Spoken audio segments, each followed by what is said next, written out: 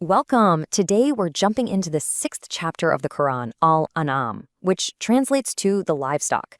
This is a really foundational chapter that digs deep into God, creation, and where we all fit into the picture. So let's get right into it.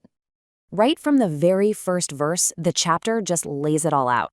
This isn't just a simple line of praise, it's the core argument of the entire chapter. It sets up this huge idea. There is one single creator responsible for everything. The heavens, the earth, darkness, and light. It's the ultimate statement of cause and effect. So here's how we're going to break this down. First, we'll look at how the text describes the creator and creation. Then we'll get into the arguments it makes against disbelief. After that, we'll see a fantastic story about Abraham and his journey to this very idea. Then we'll cover the practical side, what God has forbidden, and finally, we'll wrap it all up with the big picture, life, death, and the final judgment. Okay, first up, the creator and creation. Before you can argue for anything else, you have to establish the foundation, right? And that's exactly what this part of the chapter does. This slide really gets to the heart of it. The text paints this picture of a God who isn't just some distant creator, but is involved in everything. He knows your secrets, knows every leaf that falls from a tree. He is completely self-sufficient. He feeds, but is never fed. And that last point is so powerful. He is beyond our perception, yet he perceives everything. It's a description of total omniscience and omnipotence. And here is where the text really draws a line in the sand. On one side, you have the one creator of everything, and on the other, you have what the text calls ascribed partners, or idols. The logic here is pretty straightforward. Why would you worship something that is part of creation, something that can't actually help or harm you? The text frames these idols as human inventions, a total distraction from the real source of power. So, if you establish this idea of one true creator, the next logical step is addressing those who don't buy it. And that brings us to the central conflict of the chapter. This is a key objection that the chapter brings up. The deniers are essentially saying, look, if this message is so important, why send a regular human? Why not send an angel? Show us something spectacular, something we can't deny. It's a demand for an overwhelming, supernatural sign. The response to that question is fascinating. It's basically twofold. First, it says that if an angel were sent down in its true, magnificent form, the game would be over. There'd be no more room for choice or faith. It would be a final, irreversible judgment. And second, if God sent an angel disguised as a man to be more relatable, well, people would just be confused all over again, saying, wait, why does this angel just look like a guy? So a human messenger is presented as the only logical choice. The text doesn't pull any punches about the stakes either. It points to history, reminding the reader of past civilizations that were destroyed for their disbelief.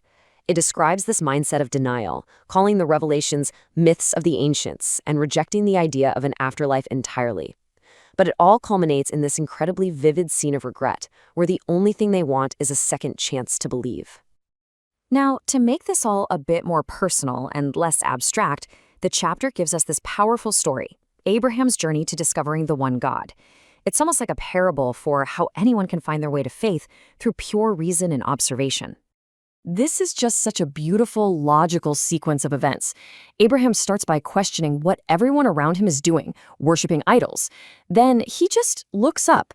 He sees a planet, then the moon, then the sun. Each one is powerful and amazing, but he notices a fatal flaw in worshiping them. They all set. They're temporary. So he reasons that the true God must be the permanent, eternal one behind all these transient things, the one who created them all. And after that journey of discovery, look at his confidence. He turns to his people and basically says, are you really going to argue with me about God after he's shown me the truth? I'm not afraid of your idols anymore. It's a perfect illustration of how intellectual discovery can lead to unshakable faith. Okay, so after all that theology and philosophy, the chapter shifts gears and gets really practical. It's not just about what you believe in your head, it's about how you live your life. So let's look at the core rules. Verse 151 lays out this incredible moral code that feels universal. It starts with the number one rule we've been talking about: don't associate partners with God. But then it immediately pivots to these fundamental human ethics. Be good to your parents, protect your children, stay away from shameful acts, and, crucially, respect the sanctity of life. And it keeps going in the very next verse, laying out the building blocks of a just society. Protect the vulnerable, especially orphans. Be honest in business. Give full weight and measure. Be fair when you speak, even if you're talking about a family member. And keep your promises. This is where belief translates directly into action and social justice.